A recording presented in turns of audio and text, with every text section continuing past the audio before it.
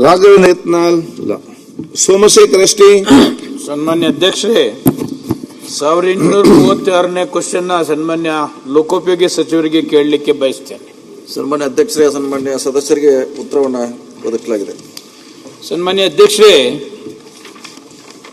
ಕಳೆದ ಒಂದ್ಸಾರಿ ಇದೇ ಸದನದಲ್ಲಿ ನಾನು ಕ್ವಶನ್ ಮಾಡಿದ್ದೆ ಸನ್ಮಾನ್ಯ ಅಧ್ಯಕ್ಷರೇ. ಆ ಉತ್ತರದ ಮೇಲೆ ಇವರು ತನಿಖೆ ಮಾಡಿ ಎನ್ಕ್ವೈರಿ ಮಾಡ್ತಕ್ಕಂಥ ಅದಕ್ಕೆ ಆದೇಶ ಕೂಡ ಕೊಟ್ಟಿದ್ರು.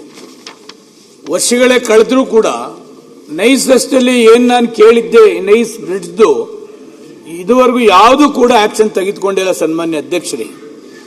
ಹೊಸೂರು ರೋಡಿಂದ ಮಾಗಡಿ ರೋಡ್ ಬರ್ತಕ್ಕಂಥ ಏನು ನೈಸ್ ರಸ್ತೆ ಇದೆ, ಸುಮಾರು 30-35 ವರ್ಷ ಆ ರಸ್ತೆ ಯಾರು ಜಮೀನ್ ಮಾಲೀಕರಿಗೆ ಇದುವರೆಗೂ ನಿವೇಶನವನ್ನು ಕೂಡ ಕೊಡಲಿಲ್ಲ ಸನ್ಮಾನ್ಯ ಅಧ್ಯಕ್ಷರೇ.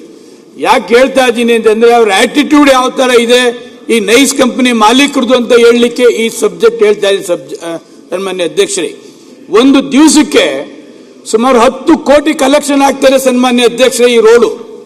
ಇತ್ತೀಚಿನ ದಿವಸಗಳಲ್ಲಿ ಯಾಕೆ ಬೆಳಗ್ಗೆ ಮಧ್ಯಾಹ್ನ ಸಾಯಂಕಾಲ ನಾನು ಓಡಾಡ್ತಕ್ಕಂಥ ರಸ್ತೆ ಇದು 10 ಕೋಟಿ ಕಲೆಕ್ಷನ್ ಆಗ್ತದೆ ಒಂದು ದಿವಸಕ್ಕೆ. ಇಷ್ಟು ಕಲೆಕ್ಷನ್ ಆದ್ರೂ ಆ ರೋಡ್ ಏನು ಅಡಚಣೆ ಇಲ್ಲ. ಒಂದೂರಿಂದ ಇನ್ನೊಂದು ಊರಿಗೆ ಹೋಗ್ತಕ್ಕಂಥ ಬ್ರಿಡ್ಜ್ಗಳೇನಿದೆ, ಆಗ 25-30 ವರ್ಷದ ಹಿಂದೆ ಮಾಡಿದಂಥ ಬ್ರಿಡ್ಜ್ಗಳು, ಒಂದು ಸ್ಕೂಟರ್ ಹೋಗಕ್ಕಾಗಲ್ಲ, ಒಂದು 8 ಬ್ರಿಡ್ಜ್ನ ಐಡೆಂಟಿಫಿಕೇಶನ್ ಮಾಡಿದ್ದಾರೆ ನನ್ನ ಕ್ಷೇತ್ರದಲ್ಲಿ. ಪದೇ ಪದೇ ನೈಸ್ಗೂ ರಿಕ್ವೆಸ್ಟ್ ಮಾಡಿದ್ದಾನೆ, ಸಹಕಾರಿ ನಮ್ಮ PW ಇವ್ರಿಗೂ ಮಾಡಿದ್ದಾನೆ. ಹಿಂದೆ SC ಮಾದೇವಪ್ಪನವರು PW ಸಚಿವರಿದ್ದಾಗ ಇದೇ ಅಸೆಂಬ್ಲಿಯಲ್ಲಿ ಸದನ ಸಮಿತಿನೂ ಕೂಡ ನಾನೇ ಮಾಡಿಸಿದೆ ಸನ್ಮಾನ್ಯ ಅಧ್ಯಕ್ಷರೇ. ಆ ಸದನ ಸಮಿತಿಯಲ್ಲಿ ಜಯಚಂದ್ರ ಅವರು ಇದ್ದಾಗಲೂ ಕೂಡ ಎಲ್ಲ ಇನ್ಸ್ಪೆಕ್ಷನ್ ಮಾಡಿ ಏನು ಅನಾನುಕೂಲ ಇದೆ ಅದನ್ನು ಮಾಡಿದ್ದೇವೆ. ಯಾವ ಕಾರಣಕ್ಕೂ ಇವರು ಸರ್ಕಾರ ಹೇಳಿದ್ರು ಇವರು ಕೇಳೋದಿಲ್ಲ ಸನ್ಮಾನ್ಯ ಅಧ್ಯಕ್ಷರೇ.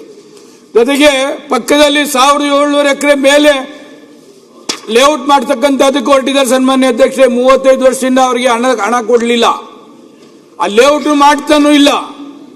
30 ವರ್ಷದಿಂದ ರೈತರು ಬಹಳ ಸಮಸ್ಯೆ ಆಗಿದೆ ಅಧ್ಯಕ್ಷರೇ ನನ್ನ ಕ್ಷೇತ್ರದಲ್ಲಿ. ಯಾಕೆ ಇದೆಲ್ಲ ಹೇಳ್ತಾ ಇದ್ದೀನಿ ಅಂತಂದ್ರೆ, ಇಷ್ಟು ಅಡಮೆಂಟ್ ಇರ್ತಕ್ಕಂಥ ಅವನು ಬಿಜೆಪಿ ಸರ್ಕಾರ ಇದ್ದಾಗೂ ಏನು ಮಾಡಕ್ಕಾಗಿಲ್ಲ, ಈ ಕಾಂಗ್ರೆಸ್ ಸರ್ಕಾರ ಇದ್ದಾಗೂ ಏನು ಮಾಡಕ್ಕಾಗ್ತಾ ಇಲ್ಲ. ಎಲ್ಲ ಜಮೀನು ಕೊಟ್ಟಿದ್ದಾರೆ ಸನ್ಮಾನ್ಯ ಅಧ್ಯಕ್ಷರೇ. 30 ವರ್ಷ ಲೀಸ್ಗೆ ಸರ್ಕಾರಿ ಜಮೀನನ್ನ ಕೊಟ್ಟಿದ್ದಾರೆ. ಒಂದು ದಿವಸಕ್ಕೆ 10 ಕೋಟಿ ಕಲೆಕ್ಷನ್ ಮಜಾ ಮಾಡ್ತಿದ್ದಾರೆ ನೈಸ್ ಕಂಪನಿಯವರು. ಒಂದೇ ಒಂದು ರಸ್ತೆ ಕೂಡ, ನೈಸ್ ರಸ್ತೆಯಲ್ಲಿ ಬ್ರಿಡ್ಜ್ ಕೂಡ ಮಾಡ್ತಾ ಇಲ್ಲ. ಇದ್ರಲ್ಲಿ ಕೊಟ್ಟಿದ್ದಾರೆ. ಮತ್ತೊಮ್ಮೆ ಲೆಟರ್ ಕೊಟ್ಟಿದ್ದೀನಿ ಈ ಲೆಟರ್ ಏನು ಆಗುದಿಲ್ಲ ಸನ್ಮಾನ್ಯ ಅಧ್ಯಕ್ಷರೇ. ಸರ್ಕಾರ ಏನು 30 ವರ್ಷ ಲೀಸ್ ಇದೆ ಅದನ್ನ ರದ್ದುಪಡಿಸಿ ಸರ್ಕಾರ ವಶಪಡಿಸಿಕೊಂಡ್ರೆ ಮಾತ್ರ ಈ ಬ್ರಿಡ್ಜ್ಗಳು ಏನಾದರೂ ಅನುಕೂಲ ಆಗ್ತದೆ ಸನ್ಮಾನ್ಯ ಅಧ್ಯಕ್ಷರೇ. PW ಸಚಿವರು ಕೊಟ್ಟಂತ ಲೆಟರ್ಗೆ ಕಿಮ್ಮತ್ತು ಬೆಲೆ ಇಲ್ಲ ಸನ್ಮಾನ್ಯ ಅಧ್ಯಕ್ಷರೇ. ಒಂದು ಕಾನೂನು ಪ್ರಕಾರ ಅವರಿಗೆ ಗೊತ್ತಿದೆ, ನೈಸ್ ರಸ್ತೆ ವೈಟ್ ಟಾಪಿಂಗ್ ಮಾಡಬೇಕಾಗ್ತದೆ. ವೈಟ್ ಟಾಪಿಂಗ್ ಮಾಡಾದ್ಮೇಲೆ ಈ ಎನ್ಹಾನ್ಸ್ಮೆಂಟ್ ರೈಸ್ ಮಾಡಬೇಕಾಗ್ತದೆ ಟೋಲ್ ಫೀಸ್ ನ ಸನ್ಮಾನ್ಯ ಅಧ್ಯಕ್ಷೆ. ಸರ್ಕಾರದ ಯಾವುದಕ್ಕೂ ಕಿಮ್ಮತ್ತಿಗೆ ಬೆಲೆ ಕೊಡೋದಿಲ್ಲ. ಯಾವ್ದು ಲೆಟರ್ ಕೊಟ್ರು ಒಂದು ಹೈಕೋರ್ಟ್ಗೋ ಸುಪ್ರೀಂ ಕೋರ್ಟ್ ಹೋಗಿ ಸ್ಟೇ ಮಾಡಿಸ್ತಾನೆ, ಬೆಲೆ ಇಲ್ಲ. ಮಾನ್ಯ ಅಧ್ಯಕ್ಷರೇ, ಸನ್ಮಾನ್ಯ ಸದಸ್ಯರು ಹೇಳಿದಂಗೆ ಅವರ ವ್ಯಾಪ್ತಿಯಲ್ಲಿ ಸುಮಾರು ಸೇತುವೆಗಳ ವಿಸ್ತೀರ್ಣ ಬಗ್ಗೆ ಅವರ ಪ್ರಮುಖವಾಗಿರುವಂಥ ವಿಚಾರ. ಪೆರಿಪೆಲ್ ರಸ್ತೆಗೆ 37 ಸೇತುವೆಗಳ ವಿಸ್ತೀರ್ಣ ಅವಶ್ಯಕತೆ ಇದೆ. ಇನ್ನು ಎಕ್ಸ್ಪ್ರೆಸ್ ವೇಗೆ 5 ಸೇತುವೆಗಳ ವಿಸ್ತೀರ್ಣ ಅವಶ್ಯಕತೆ ಇದೆ. ಅವರು ಜನದಟ್ಟಣೆ ಬಗ್ಗೆ ಕೇಳಿದರೆ ಅದು ನಿಜ, ಅದು ಜನದಟ್ಟಣೆ ಆಗ್ತಾ ಇದೆ. ಅವರ ಪ್ರಮುಖವಾಗಿರುವಂಥ ವಿಚಾರ ಇದೆಲ್ಲ ಸರ್ಕಾರಕ್ಕೆ ಗಮನಕ್ಕೆ ಬಂದ ಮೇಲೆ 2 ಸಭೆ ಆಗಿ ಟೆಕ್ನಿಕಲ್ ಕಮಿಟಿ ಅವರು ನೈಸ್ ರಸ್ತೆಗೆ, ನೈಸ್ ಕಂಪ್ನಿಗೆ ಪತ್ರವನ್ನು ಬರೆದೀವಿ. 18/9/24 ಅಂದ್ರೂ ಪತ್ರ ಬರಲಾಗಿದೆ. ಕಳೆದ ವರ್ಷ 2 ವರ್ಷದಿಂದ ಬರೆದಿದ್ದೀವಿ, ಮತ್ತೊಂದು ಸಾರಿ ಬರೆದಿದ್ದೀವಿ. ಸದಸ್ಯರು ಹೇಳ್ದಂಗೆ ಕಂಪ್ನಿಯಿಂದ ಯಾವುದೇ ರೀತಿಯಿಂದ ಸರ್ಕಾರಕ್ಕೆ ರೆಸ್ಪಾನ್ಸ್ ಅಥವಾ ನಾವು ಹೇಳುವಂಥ ಕೆಲಸ ಮಾಡಲಿಕ್ಕೆ ತಮಗೆ ಗೊತ್ತಿರುವಂಥ ವಿಚಾರ. ತಾವು ಭಾಳ ಹತ್ತಿರದಿಂದ ಅದನ್ನು ನೋಡಿದ್ರಿ. ಇದನ್ನೆಲ್ಲ ಗಮನಿಸಿ ಅಧ್ಯಕ್ಷರೇ, ಮುಖ್ಯಮಂತ್ರಿಗಳು ಒಂದು ಸಂಪುಟ ಸಭೆ ಉಪಸಮಿತಿಯನ್ನು ನೇಮಿಸಿದ್ದಾರೆ ನೈಸ್ ರಸ್ತೆ ಬಗ್ಗೆ. ಗೃಹ ಸಚಿವರು ಅಧ್ಯಕ್ಷರಿದ್ದಾರೆ, ನಾನು ಕೂಡ ಆ ಸಮಿತಿಯಲ್ಲಿದ್ದೀನಿ. ಅಂತಿಮವಾಗಿ ಏನು ಮಾಡಬೇಕಂತ ಕೇಳಿದ್ದಾರೆ ನಮಗೆ. ಅದನ್ನು ಮುಂದುವರಿಸಬೇಕಾ ಅಥವಾ ಅಲ್ಲಿಗೆ ಕ್ಲೋಸ್ ಮಾಡಬೇಕಾ, ಈ ಸಮಸ್ಯೆಗಳನ್ನು ಪರಿಹಾರ ಮಾಡಬೇಕಾ, ಟೋಲ್ ಬಗ್ಗೆ ಸಮಸ್ಯೆ ಇದೆ, ಅವರು ನಮ್ಮನ್ನು ಕೇಳದೆ ಹೆಚ್ಚಿಗೆ ಮಾಡ್ತಾರೆ, ಬೇರೆ ಅವ್ರು ಹೇಳ್ದಂಗೆ ನಾವೇನೋ ನೋಟಿಸ್ ಕೊಟ್ಟರೆ ಕೋರ್ಟ್ಗೆ ಹೋಗ್ತಾರೆ. ಭಾಳ ಸಮಸ್ಯೆ ಇರೋದ್ರಿಂದ ಅಂತಿಮವಾಗಿ ನಾವೊಂದು ವರದಿಯನ್ನು ಕೊಡ್ತಾ ಇದ್ದೀವಿ. ಅದು ವರದಿ ಆದಮೇಲೆ ಇದಕ್ಕೆ ಒಂದು ಶಾಶ್ವತ ಪರಿಹಾರ ಮಾಡಲಿಕ್ಕೆ ಮಾತ್ರ ಸಾಧ್ಯ ಇದೆ. ಈಗ ಗೃಹ ಸಚಿವರಲ್ಲಿ ಅಧ್ಯಕ್ಷ ಮಾಡಿದ್ದಾರೆ ಸನ್ಮಾನ್ಯ ಕ್ಯಾಬಿನೆಟ್ ಅಲ್ಲಿ. ಅಟ್ಲೀಸ್ಟ್ ಯಾರ ನೈಸ್ ರೋಡ್ ಅಲ್ಲಿ ನಾನು ಬರ್ತೀನಿ, ಯಲಹಂಕ ವಿಶ್ವನಾಥ್ ಬರ್ತಾರೆ, ಸತೀಶ್ ಶೆಟ್ಟಿ ಬರ್ತಾರೆ, ಒಂದು 7-8 ಜನ MLAಗಳು ಬರ್ತಾರೆ ಸನ್ಮಾನ್ಯ ಅಧ್ಯಕ್ಷರೇ.